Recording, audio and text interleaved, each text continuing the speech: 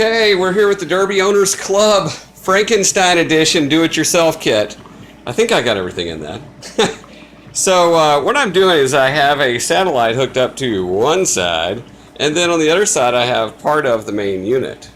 So typically you hook up the main unit 2-in-1 video card, which is this bad chicken right here, and it feeds out of out of this mess of wires back here. Now this is the inside of an arcade game. It's not supposed to look pretty. It's supposed to be functional, and it's supposed to work.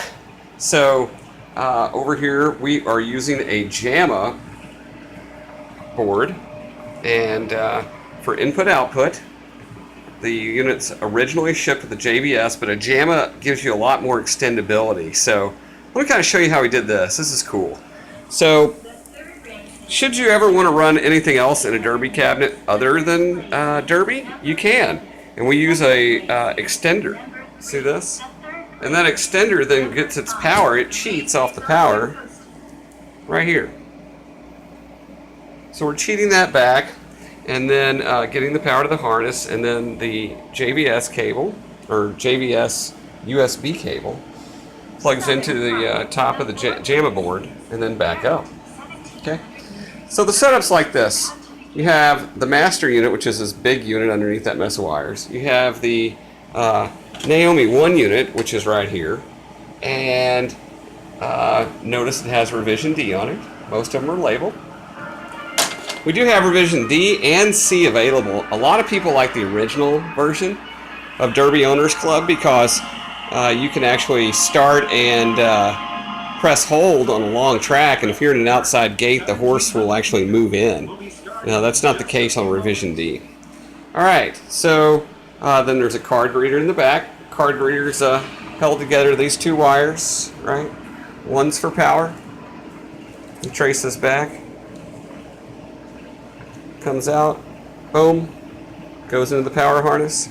And the other cable, that's right, yeah, here it is. So this is the power harness that powers the let's see if we can get this out of the way. It powers the COM board. That's the COM board. There's COM board, boom. And that COM board then talks to the card reader. Okay, so here's the button panel. Pretty sleek little design. Some units ship with buttons underneath them labeled select and check, I think it is. So that's a little bit different than some of the previous units that have gone out. So I saw this over at Dave & Buster's. The Game Tech had a little micro switch where, so if the card reader errors out, you can hit check on here after you clear it or something like that. Hold it down. There it is, it works, it's checked. And that's telling the card reader if you got an error to stop. So same thing with select. Those are used together. Alright, so this harness is built. We build it, it comes out, it's huge. Comes all the way down. JAMMA harnesses are fairly big by design. And then it comes back up into a JAMMA harness extender. It's like something out of an aircraft. And what happens is we make the wires work for this game. And if you have another JAMMA board, then you just simply disconnect it down there, right here. As you can tell, all the markings of JAMMA are available. And what happens is you can just plug that in, wire up the JAMMA harness to an independent power supply, and you are good to go. Alright, making our way around here. We have the 2-in-1 video card, left, right, output. Pretty straightforward. So this is a separate, the way this unit's designed is it's divided. Power is divided down the middle. So the video card and the card reader are part of the left side of the machine, powered by one power supply. So one slave, one master, one dual video card. You got to hook it up this way because of the power draw. It's a little excessive. I mean, it's hitting up around 3 to 5 amps. So we got that side covered. Then you set up this side. And the way you do that is we have a harness that's built the same way pretty much all the time. You have one turn sideways, so use this configuration, and it has extra long harnesses. So you'll spot it, and you'll be like, oh, I got it. It's the extra long harness that goes on here, and that's how you know that's the plugs that you fit down in there. Okay. So Sega uses the same standard plugs for the Naomi 1 system, and it's pretty simple to make your own harness. It just takes a lot of time. And then the other part is that the fiber optic cables then go ahead and connect over, so as you can tell. And this is revision D as well. Alright, now the way the fiber optics work, let's cover that. There's a nice little, I ship every unit with, or not every, but most units come with a red fiber optic cable. You plug that in the left-hand side, that's the light. So each one of these have a light and a dark, and you hook it in series. So for example, the right cable right here is dark. I plug it into the left side, which is lit up. And I'll just air out the game and show you what that looks like. It's good to know this stuff. See how that's dark, right? Okay, look inside of here. Oh, look at that, there's a little, looks like an LED, but it's really a fiber optic light. And so you plug the dark, right, from the right-hand side, right there, into the light. Don't be afraid of the dark side. Okay, so then you take dark, and you move it over to the next. This is all in series. You got to do it the correct way, or it won't work. The game will just sit there.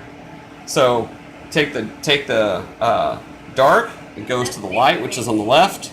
Plug another cable in, it goes in the right-hand side, it's dark, comes over to the next, left-hand side where the light is, right-hand side, it's dark, put the cable around, comes down, goes into the light. This side is even more interesting. The final piece, right there, is to connect the piece all the way back over to the main unit onto the right-hand side, right there. Okay? So it connects up. If you have trouble with the wiring, just make sure that you do in series. All the Naomi ones have to be in series, and then finish them off back at the main unit. That ensures a proper cabling design. So thank you, Sega, for not including that in your documentation. All right. So as you know, if you've ever read the manuals for this, they are pretty detailed, but yet lacking. So they left a lot to the operators to figure out. All right. So then we have another panel, another card reader. Same thing with the JVS USB harness. So if you've missed this before my videos, that harness does not work. If you buy a PC USB cable, it won't work. Sega's changed the pins on it, so you have to buy a Sega one. All right. Now the next part is that the top unit we plug the card reader into, which goes to the COM board. Bang. Then the COM board gets power like this. Notice the chips, notice the plugs, the colors, yellow, right? Communication. And then communication from the card reader. I don't know if we covered that, but it's got like a nice little serial type cable. Looks like RS-232, but we're not sure. And then you plug it in on the card reader like so. Pretty straightforward, all right, you guys? Another thing too is that since the power is separate over here, you'll notice that we have 3 slaves set up. So this is really good. So you can put this under the table. We use ours, we build them on a piece of plywood, and then you can put it underneath the table and just leave the buttons up top and you're racing. It's pretty straightforward. So I hope that explains a little bit. You know, it looks great from the front. There's really not much back here, right? You take your other button panel and put it right next to it and you got a nice looking game. But the back side, you need to see how the dirty side looks. All these arcade games are, you know, kind of squirrely with wiring, especially Derby. Derby has so many things because you're linking satellites together with fiber optic cables. Keep in mind, this is 1998. They had it all figured out. It's pretty smart of Sega. The fiber optics do not actually get interference, so you just lay them right on top of stuff. I mean, I lay it straight on top of power and everything else. But I would caution you that if this cable breaks, replace the entire one. Don't try to be silly and tape it together. That's typically a failure. All right, so you can tell the power supply is right here. Plug it in. You'll see the harness. It only has 2 units available. This is a separate harness. And the trick here is that this piece plugs directly into the other piece. And then the way that they work is this big long cable comes over to the power supply and everything cheats off of it. It's pretty straightforward. If you have any questions, put them in the comments And again, this is wired with a JAMMA extender. A little bit of an extra cost of the game, but well worth it. You definitely can then unhook this aeronautical looking device. And once you get this unhooked, then you're good to go with plugging in your own JAMMA harness. So it's a full loom too. Full loom, for people out there not familiar with it, means that all of the harness, all the wires on the JAMMA are included. So this is all the way out to the last pin. Each one has a different wire all the way back to the grounds. So it's always good to know. The way you find the grounds, let's just cover that. So a little bit of JAMMA history. JAMMA means Japanese Arcade Manufacturing Machine Association. It was developed in the 1980s by the arcade manufacturers to standardize the cabling and the power. And so in here, there's a JAMMA standard to a point. They typically leave the last 3 or 4 pins open for, let's put it this way, manufacturing flexibility. And some are ground and some are not. So this one is interesting. So typically, you'll be running off a switching power supply with 12 volts, 5 volts, and a ground. That's what that ground is right there. Now the -5 is for legacy systems. There are some boards which require that, and they may require extra pinouts and different things. So you'll have to do your research on that if you're a do-it-yourselfer. Otherwise, you can hire an operator to solve it for you in about an hour. Most problems are solved in about an hour. Okay, so I hope that helps out. Feel free to visit the website at atxstables.com. Signing off to you from the ATX.